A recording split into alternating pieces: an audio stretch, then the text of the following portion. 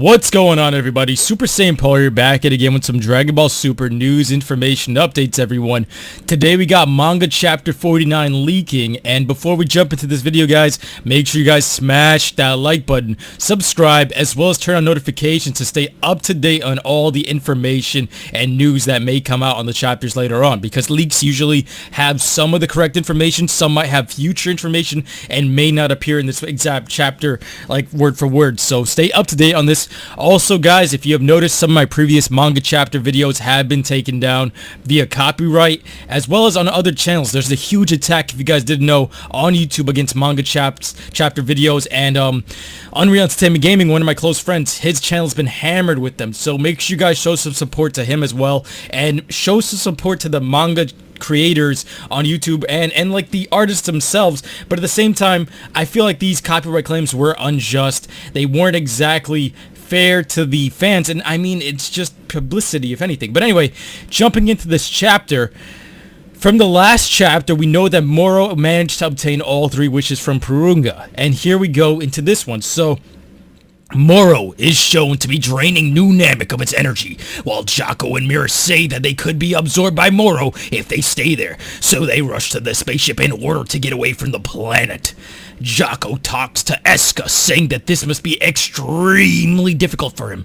Esca tells Jaco that he made a promise to the Elder that he would survive, since he was designated to be the next Elder.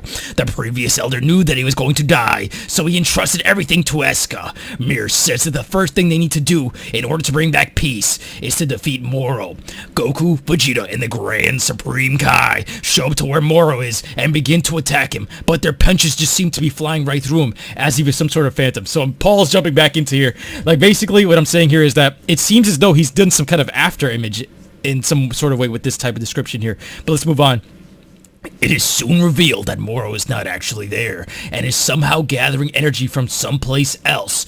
Moro soon appears on a rock nearby, and the 3 begin to chase after him. Mind you guys, in context, they're actually like in the outer atmosphere, like where Goku fought Beerus in that type of space right now. That's what I believe from reading this, and that he's on some type of planet or nearby asteroid over there, and that's where they're going to chase him. Vegeta realizes this is part of Moro's plan. Him and Goku cannot proceed since they are unable to breathe in space, so the Grand Supreme Kai, who is currently borrowing Majin Buu's body, goes to fight Moro alone. As Moro and the Grand Supreme Kai fight one another, Moro clearly has the advantage. The fight eventually leads to 2 away from Goku and Vegeta to a place where they cannot see. So the Grand Supreme Kai and Moro fighting out of sight from Goku and Vegeta. And mind you, Moro did use that one of those wishes to restore his power. He didn't necessarily say he was going to go back to his former youthful age, but from what we've seen, he's restored his power. So he's incredibly strong, and he may be in his prime more than anything right now. So while this fight is going on, the energy stops being absorbed from Planet Namek, but Goku and Vegeta are stuck in the planet's atmosphere, so Merus and Jaco and the crew have to go and pick them up.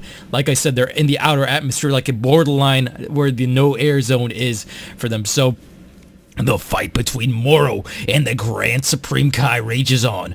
Moro says that he was surprised at the strange powers of the Grand Supreme Kai earlier, but since then, he's powered up. There are no longer any issues, so Moro's just become beyond that of what the Grand Supreme Kai was able to put out.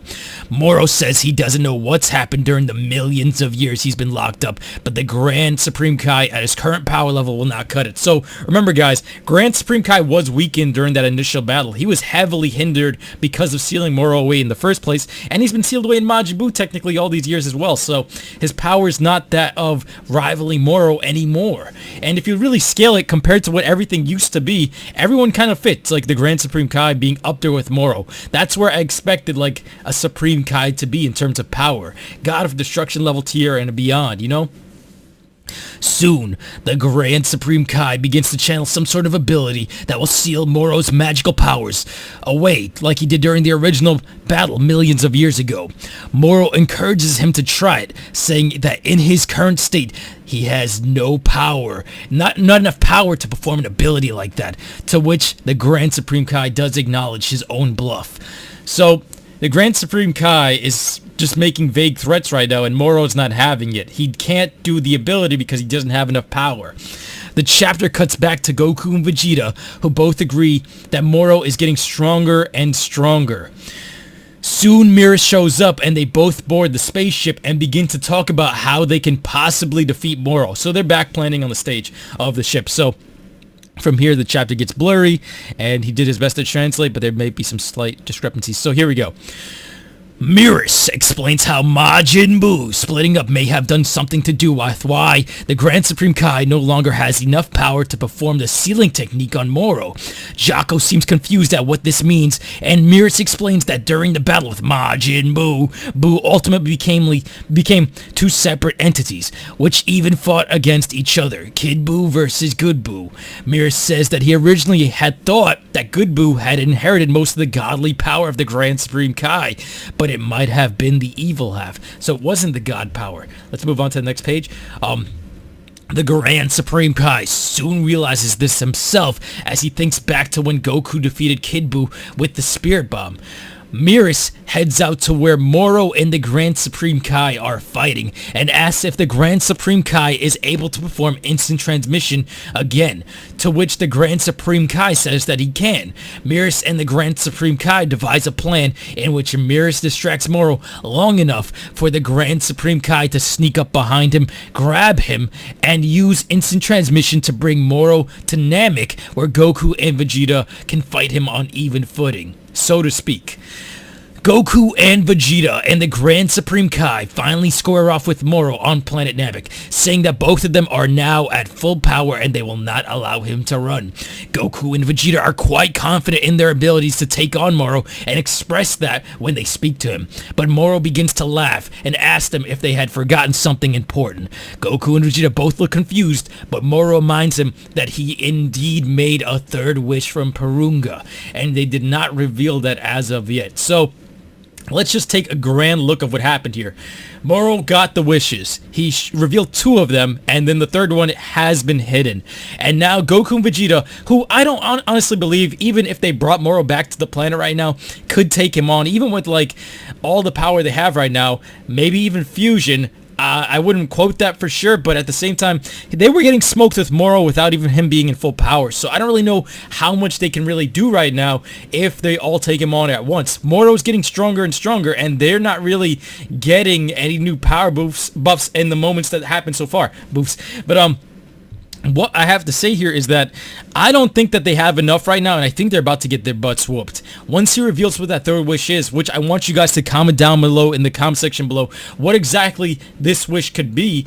Could he have wished away God Ki? Could he have wished himself away to another planet and this is an after image they're fighting? Or what exactly are they doing? Did he revive somebody that they don't know about? Someone with a bigger grand scheme of things? This arc is going to be something really fleshed out, because if you guys have seen, they've shown every detail, and this fight's been self-contained on Planet Namek so far. So there may be a lot more to be done, because remember, this is Dragon Ball Super.